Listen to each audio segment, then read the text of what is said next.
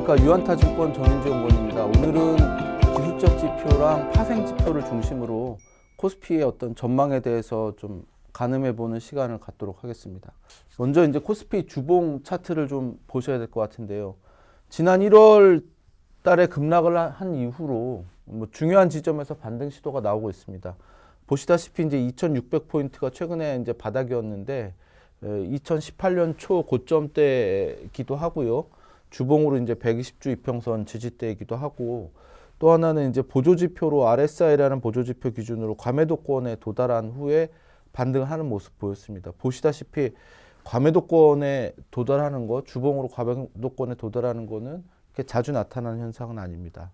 또 하나 그 추세 지표라고 할 수 있는데요.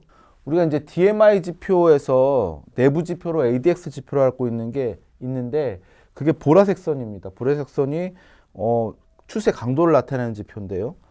방향과 관련 없이 올라가면 강도가 강하다는 뜻입니다. 즉 최근에 이제 매도 강도가 과거 역사적인 고점대 수준만큼 올라간 후에 하락하는 모습을 보여서 매도 강도가 굉장히 강했다가 좀 둔화되는 이런 모습이다라고 생각할 수 있겠고요.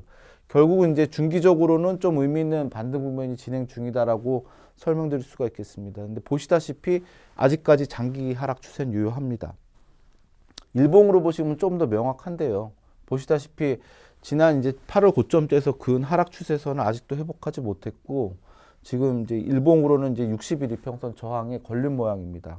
물론 돌파 시도가 추가로 있을 것 같고요. 그리고 어쨌든 요 이전 저점대 또는 고점대 이 저항을 아직까지도 회복을 못했고요. 좀 의미 있는 상승으로 진행이 되려면 적어도 이제 60일선은 당연히 회복하고 이 일목균형표상 구름대 또 회복을 해야 되고 120일 이평선까지 이렇게 돌파를 해야 이게 조금 이제 장기 하락 추세가 끝났다라고 볼 수 있겠는데, 지금은 저항권에 근접한 상황이라서 상승 시도가 이어지더라도 어쨌든 이제 매물이 나올 수 있는 상황, 그래서 이렇게 깔끔하게 계속 강하게 올라가는 그런 모습은 나오기는 쉽지는 않은 상황이다 생각이 되는데, 그럼에도 불구하고 지금 이렇게 저점을 좀 높이고 있는 상황이고 30일 이평선이라고 하는 중기 이평선도 이렇게 상승 전환을 하는 모양을 보여서 어쨌든 바닥은 좀 확실히 다지고 있는 모양입니다. 그래서 제가 지금 개인적으로 전망하고 있는 바로는 상승 시도는 계속 될 가능성이 높고, 우리가 이제 120일 이평선까지도 회복 가능성을 좀 생각해 볼 수는 있겠다라고 생각이 되지만, 그 과정에서의 상당한 어떤 불규칙성, 그리고 일시적으로 한번 다시 되밀릴 수 있는 가능성도 염두에 둬야 되는 상황이다라고 판단하고 있습니다.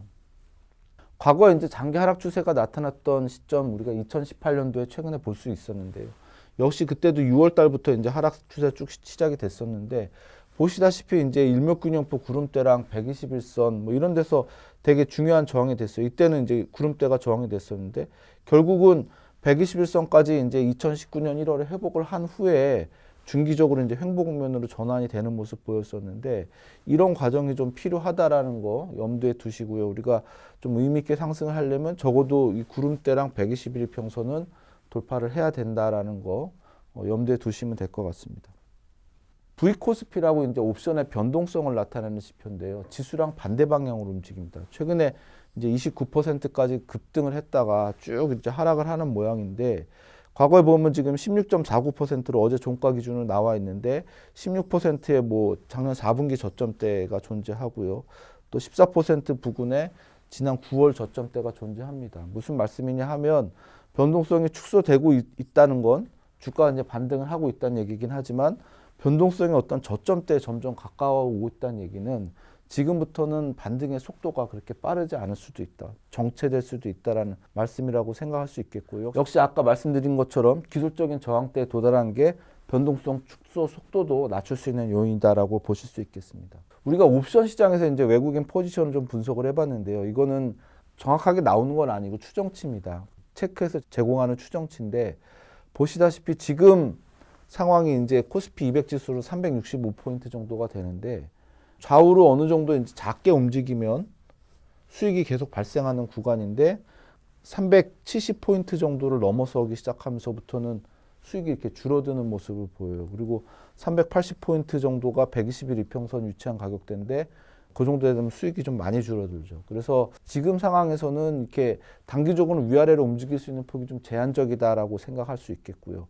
물론 이거는 이제 아직 옵션 만기까지 많이 남았기 때문에 외국인들이 이제 장 상황에 따라서 계속 포지션을 다르게 조정을 합니다. 그래서 절대적으로 정해진 건 아니지만 현재 외국인들의 어떤 포지션을 보면은 상승폭은 되게 제한적이다라고 보고 있다라고 해석을 할 수 있습니다. 또 하나 이제 외국인 선물 포지션인데요. 보시면 이제 3월 만기 때 스프레드 롤오버로 14,000계약 정도 매도를 했습니다. 그런데 지금 매도 규모를 줄이고 있어가지고 어제 종가 기준으로 이제 8,791계약 순매도인 상황이라서 매도 규모를 어쨌든 줄이고 있다. 이 얘기는 이제 위로 좀 갈 가능성을 조금씩 열어두고 있다는 얘기인데 아직까지 이제 강한 순매수 국면은 아니기 때문에 추세로 강하게 상승한다 이렇게까지 해석하기는 좀 어렵다라고 말씀드릴 수 있겠습니다.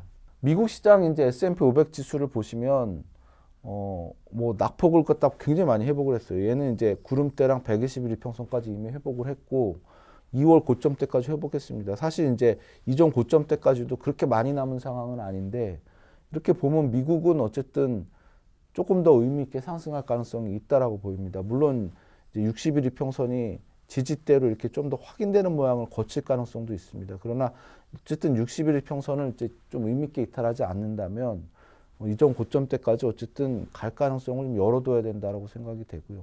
상당히 이제 긍정적인 모습을 볼 수 있겠습니다. 우리가 우크라이나 전쟁이 일어나고 유럽 증시가 그에 많은 영향을 받았는데요. 지금 독일 닥스 지수 같은 경우도 이미 그 전쟁이 나던 그 시점 수준까지 거의 회복을 한 상태입니다.